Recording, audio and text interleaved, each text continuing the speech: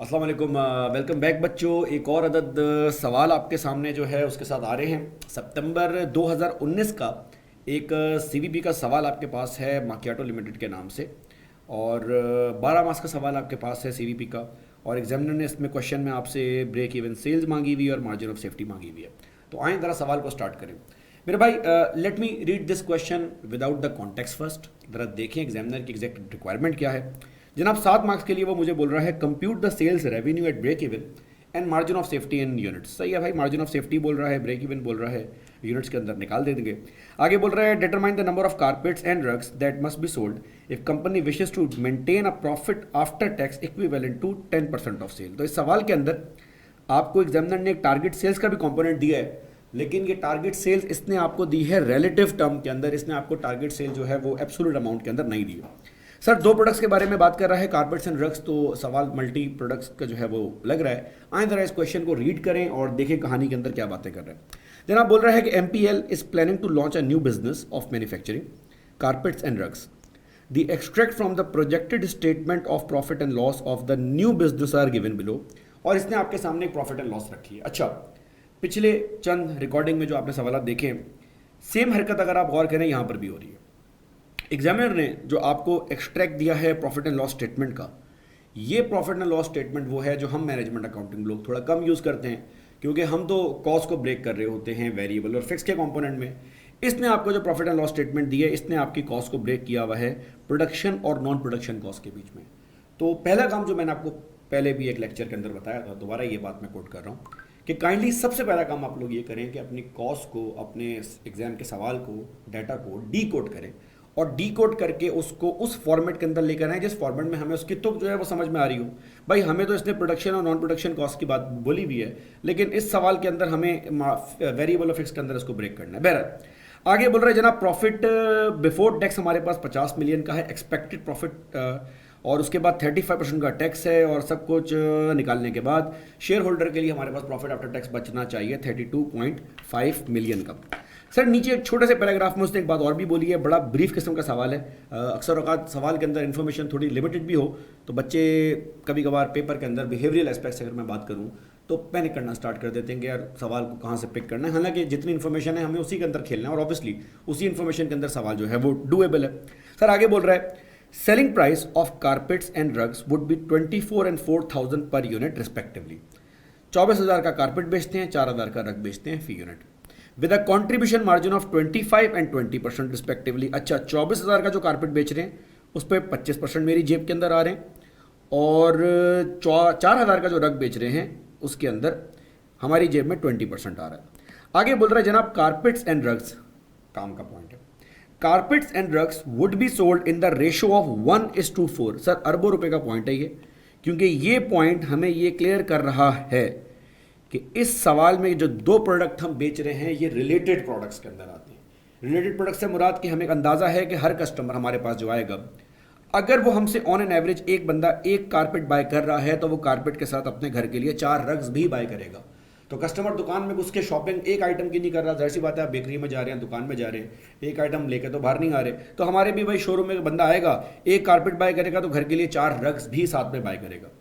Sir आपको आगे बोल रहा है जनाब compute the sales revenue at break even and margin of safety in units. ये तो सारी बात की बातें हैं। सर आए सबसे पहला काम मैं ये करूं, मैं इस सवाल को ना थोड़ा सा डी कोड कर दूं अपने पास और वेरिएबल और फिक्स के कंपोनेंट के अंदर इसको ब्रेक कर दूं। चलें जी सर बिस्मिल्लाह करते हैं। मेरे भाई सबसे पहले मैं काम करता हूं, जो मेरे पास अवेलेबल इन्फॉर्मेशन है ना मैं ज़रा उसको देख लूँ, उसके साथ ज़रा खेल लूँ। सर अवेलेबल इन्फॉर्मेशन में मेरे पास वर्किंग नंबर 1 में मुझे बोल रहा है भैया हम 2 प्रोडक्ट्स बेच रहे हैं, कारपेट्स बेच रहे हैं और रग्स बेच रहे हैं। ठीक है भाई। सर दोनों प्रोडक्ट की सेलिंग प्राइस भी मेरे पास जो है वो दी हुई है। मुझे कह रहा है जनाब कारपेट हम बेच रहे हैं 24,000 का एक, और रग्स हम बेच रहे हैं 4,000 की एक। अच्छा सर इस सवाल में साथ में मुझे रेशो भी दिया गया है, याद रखेंगे रेशो बहुत काम की चीज़ है मल्टी प्रोडक्ट्स के अंदर, क्योंकि अब आपको इंडिविजुअल प्रोडक्ट के कंट्रीब्यूशन मार्जिन की ज़रूरत नहीं है। अब आपको बेसिकली आपके जो कस्टमर आपके पास आ रहा है जो एक कारपेट और 4 रग बाय कर रहा है, पूरा एक पैकेज आपके साथ जो है वो लेके जा रहा है, हमें उसके कंट्रीब्यूशन मार्जिन की ज़रूरत है। तो मुझे बोल रहा है कि they are being sold in the ratio of 1:4। Simple मतलब एक कस्टमर जब मेरी शॉप में एंटर होगा तो जब वो मुझसे एक कारपेट बाय करेगा वो मुझसे 4 रग भी बाय करेगा। सर साथ में उसने मुझे ये भी बता दिया है जनाब कि अल्लाह भला करे आपका आपका जो कंट्रीब्यूशन मार्जिन है इस कारपेट के ऊपर दैट इज़ 25% और रग्स के ऊपर 20%। एक सेकंड में ज़रा से कंफर्म भी कर लूँ, 25 और 20% है, बिल्कुल सही। अच्छा जी, अब सर मैं काम ये करता हूँ, मैं ज़रा हिसाब लगाता हूँ कि अगर एक कस्टमर मेरे पास शॉप में एंटर हो रहा है और एक कारपेट और 4 रग बाय कर रहा है तो कस्टमर की इनवॉइस जब बनेगी तो उस इनवॉइस के अंदर क्या क्या आइटम आएंगे, उसके अंदर क्या क्या बिल होगा। भाई कस्टमर को हम बोलेंगे दोस्त आपने एक कारपेट बाय किया है, 24,000 रुपये का बिल ये बन गया, और आपने हमारे पास से 4 रग्स बाय किए हैं 4,000 के हिसाब से, 16,000 का बिल ये बन गया। इसका मतलब ये हुआ दोस्त कि आपने जो हमारे पास से शॉपिंग की है ना सारी, इस शॉपिंग का जो बिल बन रहा है वो 24 और 16 ये बन रहा है 40,000 रुपये। ये आपने एक पैसे हमें पे करने हैं। लेकिन जैसे मैंने ये पैसे पे किए मेरा अकाउंटेंट मुझसे पूछेगा सर ये 40,000 हमें दे रहा है, इसमें हमारी जेब में कितने जाएंगे। तो हम अपने अकाउंटेंट को बोलेंगे भैया एक कारपेट माजरत एक कारपेट जो उसने हमसे बाय किया है ना 24,000 का, इस 24,000 के कारपेट के ऊपर 25% मेरी जेब में जाता है। मतलब मैंने 24,000 का कारपेट बेच के अपनी जेब में 6,000 रुपये ऐड कर लिए। सही है सर। सर फिर जो आपने रग बेचा, या रग मैंने बेचा 4,000 का एक, इस 4,000 के रग में 20% मेरी जेब में जाता है 800 रुपये। और क्योंकि कस्टमर 4 बाय कर रहा है तो इसका मतलब ये हुआ कि thanks to this customer 800 into 4 मेरे पास 3200 रुपये आ गया। तो मैं अपने अकाउंटेंट को बता सकता हूँ कि दोस्त मेरे पास इस बंदे ने जो शॉपिंग की है ना, इस 40,000 की शॉपिंग में 9,200 मेरी जेब में जा रहे हैं, और अगर इस 40,000 में से 9,200 मेरी जेब में जा रहे हैं तो इसका मतलब ये हुआ दोस्त कि मेरी जेब में 23% कंट्रीब्यूशन मार्जिन आ रहा है। इसका मतलब हुआ सिंपल सी बात, हर 100 रुपये के अंदर मेरी जेब में जो है वो 23 रुपये ऐड हो रहा है। अब सर मैंने सवाल को सबसे पहले again back to the question, मैंने सवाल को ना डीकोड करना था।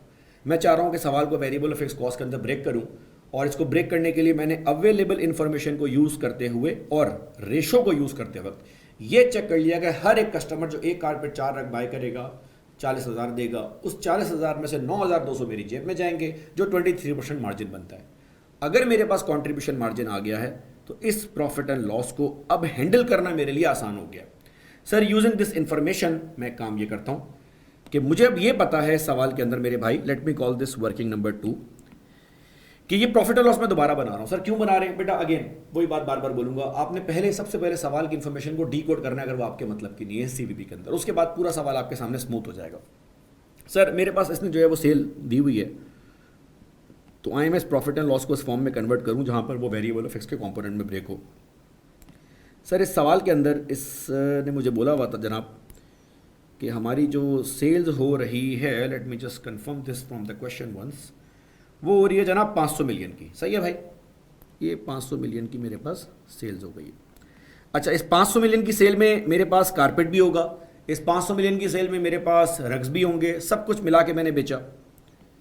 तो अगर सब कुछ मैंने मिला के बेचा है तो मेरे पास जो कंट्रीब्यूशन मार्जिन इस वक्त कैलकुलेशन करने के बाद आ रहा था from working number 1, that was 23%। तो बेस्ड ऑन दैट मैं ये भी बोल सकता हूं कि जो मेरी वेरिएबल कॉस्ट होगी, क्योंकि 23% कंट्रीब्यूशन है और अगर वो मेरी जेब में जा रहा है तो बाकी रिमेनिंग 77% वेरिएबल कॉस्ट होगी। तो मेरे भाई 500 मिलियन का सबसे पहले मैं काम ये करता हूँ, 500 मिलियन का 23% अपने पास जो है वो कंट्रीब्यूशन निकाल देता हूँ। सर कंट्रीब्यूशन मेरे पास यकीनन बन रहा है इसका 1,15,000 का, 115 मिलियन का, और इसमें से 500 मिलियन अगर मैं माइनस कर दूं तो यकीनन मेरी वेरिएबल कॉस्ट होगी 385,000। ये मैंने बैकवर्ड वर्किंग करके निकाल दिया। तो सर मैं सवाल को आहिस्ता आहिस्ता डिकोड कर रहा हूँ। पहले मैंने रेशो की बेस पे कंट्रीब्यूशन मार्जिन निकाला, और फिर मैंने उस वेटेड एवरेज कंट्रीब्यूशन मार्जिन को यूज़ करके सेल्स के ऊपर कंट्रीब्यूशन निकाल दिया। अब सर मुझे चाहिए अगला आइटम फिक्स कॉस्ट का। वापसी में सवाल में जाऊँगा। सवाल में 500 मिलियन की सेल थी, और इस 500 मिलियन की सेल्स के ऊपर 23% के हिसाब से मेरे पास 115 मिलियन का कंट्रीब्यूशन आ रहा है। अब मुझे ये भी मालूम है कि जो प्रॉफिट एंड लॉस मेरे पास आई है उसमें प्रॉफिट 50 मिलियन का है। तो अब मैं थोड़ा सा बैकवर्ड यहाँ से मूव करूँगा, क्योंकि हमें ये बात पता है कि इस कंट्रीब्यूशन में से मेरे भाई मैंने फिक्स कॉस्ट माइनस करनी है। लेट्स से कि मुझे अभी फिक्स कॉस्ट के बारे में नहीं पता कितनी है, हाँ सर, लेकिन आपको ये तो पता है ना कि प्रॉफिट कितना आ रहा है। तो मेरे भाई इस सवाल में प्रॉफिट हमारे पास आ रहा था 50 मिलियन का। I will use that number. और अगर मेरा प्रॉफिट 50 मिलियन का है तो दैट गोज़ विदाउट सेइंग कि जो रिमेनिंग अमाउंट मेरे पास होगी दैट वुड बी 65 मिलियन। तो ये मैंने इस सवाल के अंदर लिख भी देता हूँ यहाँ पर, अपने पास फिक्स कॉस्ट जो है वो ट्रेस कर ली। अगर आप गौर करें ये सवाल सॉल्व करते करते, कहीं भूल मत जाइएगा, हमारी पहली requirement is kind of completed. Sir कह रहा है जनाब compute the sales revenue at break even and margin of safety. Break even निकालने के लिए हम लोग एक फंक्शन यूज़ किया करते थे, total fix cost divide by contribution margin. इस सवाल में मेरे पास कंट्रीब्यूशन मार्जिन भी आ गया, वेटेड एवरेज। इस सवाल में मेरे पास फिक्स कॉस्ट भी आ गई है। तो अब मैं काम जो करता हूँ, मैं एक नेक्स्ट पेज के ऊपर मूव करता हूँ और मैं इसमें ब्रेक इवन निकालने की जो है वो कोशिश करता हूँ। Let me call this requirement number A. Break even sales मैंने निकाल ली है मेरे भाई। I need 2 components, total fix cost, weighted average contribution margin. Fix cost मेरे पास आ रही है 65 मिलियन की, और ये 65 मिलियन की फिक्स कॉस्ट मैंने कवर करनी है 23% के मार्जिन के साथ। तो इसका मतलब ये हुआ मेरे भाई कि मेरी ब्रेक इवन सेल्स आ रही है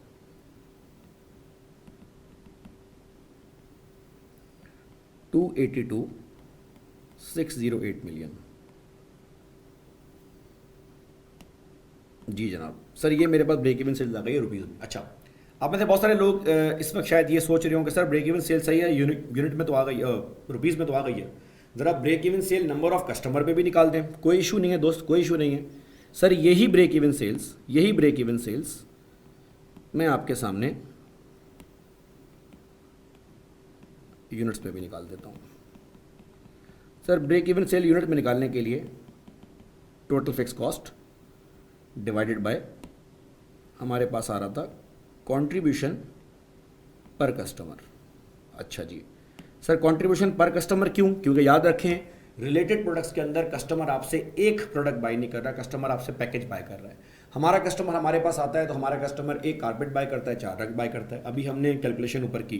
तो सर हमें जो अपनी कॉस्ट रिकवर करनी है 65 मिलियन की फिक्स कॉस्ट, वो हमें रिकवर करनी है फ्रॉम 9,200 पर कस्टमर। याद करें कस्टमर हमारे पास आता था, 40,000 रुपये दिया करता था और 40,000 में 9,200 हमारी जेब में आते थे। तो हमने कहा अच्छा जी 65 मिलियन अगर हमने पूरे करने हैं ना दोस्त, और एक कस्टमर से 9,200 रुपये आ रहे हैं, तो हमें इस जैसे ऑलमोस्ट 7,065 कस्टमर की ज़रूरत है। ज़रा ध्यान कीजिएगा प्लीज़, 7,065 कस्टमर मेरे पास आएंगे। तो बेटा अगर 7,065 कस्टमर मेरे पास आएंगे तो मुझे बताएं हर कस्टमर मुझसे कारपेट कितने बाय करता है? सर हर कस्टमर एक कारपेट 4 रग बाय करता है। इसका मतलब ये हुआ 7,065 कारपेट सेल हो रहे होंगे और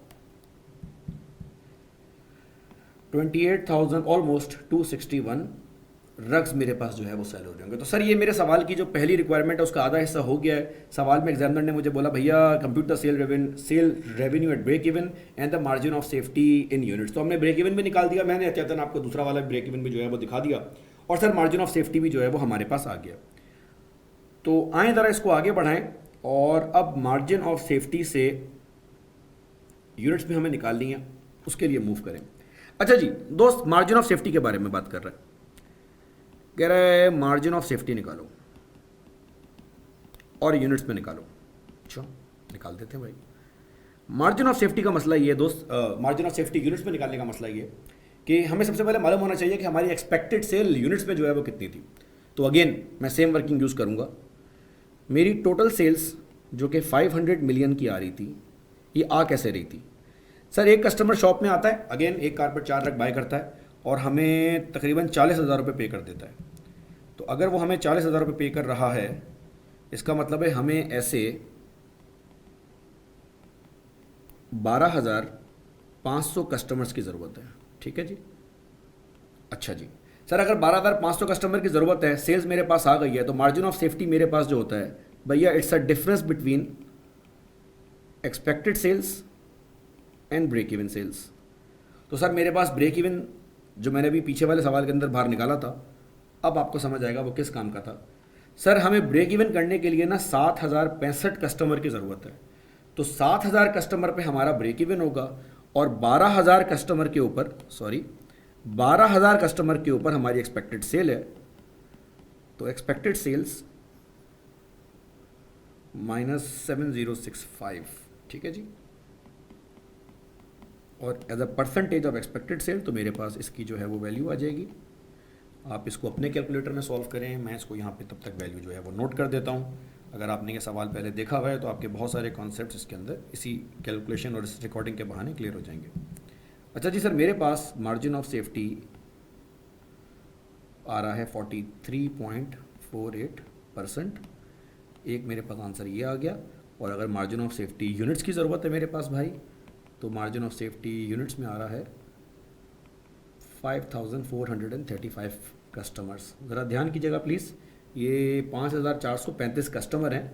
आप चाहें तो इन कस्टमर्स को ब्रेक भी कर सकते हैं। हर कस्टमर एक कारपेट और 4 रग बाय कर रहा है। इसका मतलब ये हुआ कि अगर 5,400 कस्टमर आ रहे हैं तो 5,400 कस्टमर इतने कारपेट बाय करेंगे और इतने आपसे रग्स बाय करेंगे। ठीक है जी, चलें सर, ये तो हमारा हो गया पार्ट ए। अब इस सवाल को पूरा करने के लिए हमें जनाब पार्ट बी की तरफ मूव करना है। तो आए सवाल के पार्ट बी की तरफ मूव। अच्छा जी चलें दोस्त, इसके आखिरी पार्ट की तरफ मूव करेंगे। एक दफ़ा क्वेश्चन को एक दफ़ा दोबारा से यार देख लें। कह रहा है जनाब, determine the number of carpets and rug that must be sold if company wishes to make a profit after tax of 10% of sales. अब सर इसने हमें नहीं दिया हुआ, मसला नहीं है। पहले काम ये करते हैं, टारगेट सेल्स हमें निकालनी है। टारगेट सेल्स के लिए आपको याद होगा हम एक फंक्शन यूज़ किया करते थे, and I will modify this function. हम बोलते थे जनाब हमें चाहिए फिक्स कॉस्ट प्लस हमें चाहिए टारगेट प्रॉफिट, और ये दोनों चीज़ों को हम रिकवर करेंगे। जैसी बात है, कंट्रीब्यूशन कमाएंगे तो फिक्स कॉस्ट पूरी हो जाएगी, और अगर उसके बाद भी कंट्रीब्यूशन बच गया तो जेब में डाल देंगे। वो मार्जिन ऑफ सेफ्टी का जो कंट्रीब्यूशन है वो प्रॉफिट में आ जाता है। तो सर यहाँ पर हम इसको बोल देंगे जनाब कंट्रीब्यूशन मार्जिन। सर लेकिन इस सवाल के अंदर मेरे पास जो प्रॉफिट की अमाउंट दी गई है उसके अंदर टैक्स भी शामिल है। इसका मतलब मुझे इतना प्रॉफिट कमाना है कि मेरा 35% टैक्स कवर होने के बाद मेरी अमाउंट पूरी हो जाए। अच्छा, अमाउंट भी कितनी है वो भी नहीं बता रहा, 10% ऑफ सेल्स। अब आपको पता है हमने काम ये किया करते थे कि जब हमारे पास टैक्स का मामला आया करता था तो हम अपने एक्सपेक्टेड टारगेट प्रॉफिट को जितना भी बन रहा है, अभी तो अमाउंट हमें नहीं पता, वैसे ही 10% ऑफ सेल दिया हुआ है, इसको हम एडजस्ट कर दिया करते थे विद टैक्स अमाउंट। इसके लिए मैंने आपसे कहा था अब इसको 1 - t के अंदर एडजस्ट करते हैं। सर इस फंक्शन को मॉडिफाई करने के बाद अगेन मुझे इसको पूरा करना है कंट्रीब्यूशन पर, कंट्रीब्यूशन मार्जिन के साथ। अब ज़रा ध्यान कीजिएगा प्लीज़, इस सवाल में दोस्त, इस सवाल में टारगेट प्रॉफिट मुझे नहीं मालूम। वो कह रहा है target profit should be 10% of sales. अरे भाई सेल्स ही तो नहीं पता, सेल्स ही तो निकालनी है। वो कह रहा है जो भी आंसर आएगा इसका 10% आपके पास ये आना चाहिए। ठीक है, देख लेते हैं। सर आए इस फंक्शन को थोड़ा सा और चेक करें। फिक्स कॉस्ट मेरे पास कितनी थी सर? मेरे पास जो अमाउंट थी मैं उसको प्लेस कर रहा हूँ। 65 मिलियन की मेरे पास फिक्स कॉस्ट थी। टारगेट प्रॉफिट मुझे कह रहा है 10% ऑफ सेल्स। तो क्योंकि मुझे सेल्स नहीं मालूम, late me call this x, और जो भी मेरा प्रॉफिट होगा दैट वुड बी 0.1x। इसको मैं डिवाइड कर रहा हूँ 1 - t से। सवाल के अंदर टैक्स रेट मेरे पास 35% था, तो इसका मतलब कि 65% अमाउंट ये चीज़ जो है वो रिप्रेजेंट कर रही है। और इस दोनों अमाउंट को मेरे भाई मैंने रिकवर करना है कंट्रीब्यूशन मार्जिन के साथ। आप में से जिन लोगों की मैथ्स अच्छी है उनको तो ज़रूरत नहीं है, वो तो नॉर्मली उन्होंने अब तक कैलकुलेट जो है वो कर लिया होगा। लेकिन अगर आप में से कोई बच्चा अभी थोड़ा सा स्ट्रगल कर रहा है कि सर इस फंक्शन को आपने प्लेस जो है वो किस तरह से किया, तो मैं इसको स्टेप बाय स्टेप ब्रेक कर देता हूँ। कैलकुलेटर में आपको फिलहाल यहाँ पे स्क्रीन पे तो नहीं शो कर सकता, लेकिन मैं इसको जो है वो ब्रेक कर देता हूँ। मेरे भाई मेरा कंट्रीब्यूशन मार्जिन वेटेड एवरेज आ रहा था 23%। तो बचपन में स्कूल में आपकी मैथ्स की मिस ने आपको बताया होगा कि भैया ये यहाँ डिवाइड हो रहा है, ये यहाँ जाके मल्टीप्लाई होगा, ये दोनों आइटम आपस में डिवाइड हो जाएंगे। तो जब मैं इसको दोबारा से सेट करने जाऊँगा, ओहो, तो मेरे पास ये बन जाएगा 0.3x is equal to 65 million plus 0.1 divide by 0.65, ये मेरे पास आ रहा है 0.1538x, और ये यहाँ प्लस हो रहा है, ये इक्वेशन के साइड जाके माइनस होगा। सर इसको जब मैं माइनस करूँगा 0.23 से, तो मेरे पास जनाब वैल्यू आ जाएगी 0.076x 65 million. And then the very last thing, क्योंकि मुझे x की वैल्यू निकालनी है, तो इस x की वैल्यू को निकालने के लिए मैं 0.76 को साइड पे ले जाऊंगा और इसको डिवाइड कर दूंगा मेरे भाई। तो मेरे पास एक्सपेक्टेड टारगेट सेल जो है वो आ जाएगी। राउंडिंग ऑफ का डिफरेंस हो सकता है अच्छा जी, सर मेरे पास टारगेट सेल्स आ रही है मेरे भाई 3.578 मिलियन, ये मैंने एग्जैक्ट अमाउंट यहाँ पे नोट कर दिया। लेकिन ये रिकॉर्डिंग देखते देखते हो सकता है आपके दिमाग में सवाल आए, और वैलिड सवाल है, सर एग्जामिनर ने तो आपसे ये मांगा ही नहीं था। एग्जामिनर ने तो आपसे ये पूछा है कि सर ये बताएं कितने कारपेट और कितने रग्स बेचने पड़ेंगे। उसने तो यूनिट्स में पूछा है, सर आप रुपीज़ में निकाल रहे हैं, कोई इशू नहीं है मेरे भाई, रुपीज़ में हमने जो है वो आंसर निकाल दिया है। लेकिन हमारे पास ये जो आंसर आ गया है, हम इसी आंसर को कन्वर्ट कर सकते हैं, सॉरी मैंने गलत वर्किंग खोल ली है, इसी आंसर को हम कन्वर्ट कर सकते हैं अपने पास number of carpets and rugs के अंदर। अच्छा जी मेरे दोस्त, गौर से बात सुने, आखिरी बात है, टारगेट सेल इज 853 मिलियन। अब ये 853 मिलियन मुझे अपने कस्टमर से रिकवर करनी है, तो मैं ये देख लूँगा कि 853 मिलियन की सेल्स अचीव करने के लिए मुझे कितने कस्टमर घेरने पड़ेंगे। तो सर आएँ चेक कर लें कितने कस्टमर घेरने पड़ेंगे। ये जो मेरे पास सेल आ रही थी, टारगेट सेल्स,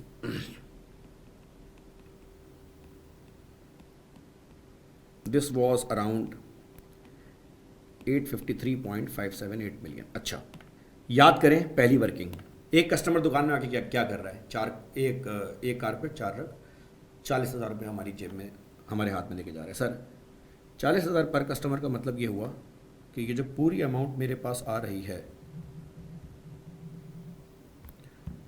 40,000 पर कस्टमर के हिसाब का मतलब ये हुआ कि मेरे पास इस सेल्स को अचीव करने के लिए पूरे साल में I need a total of 21,340 customers. ये मैंने राउंड ऑफ कर दिया थोड़ा सा।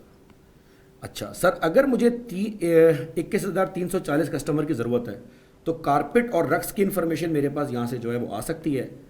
हर कस्टमर मेरे पास आकर क्या करता है सर, एक कस्टमर मुझसे एक कारपेट बाय करता है और 4 रग्स बाय करता है, तो इतने मेरे पास कारपेट्स हो गए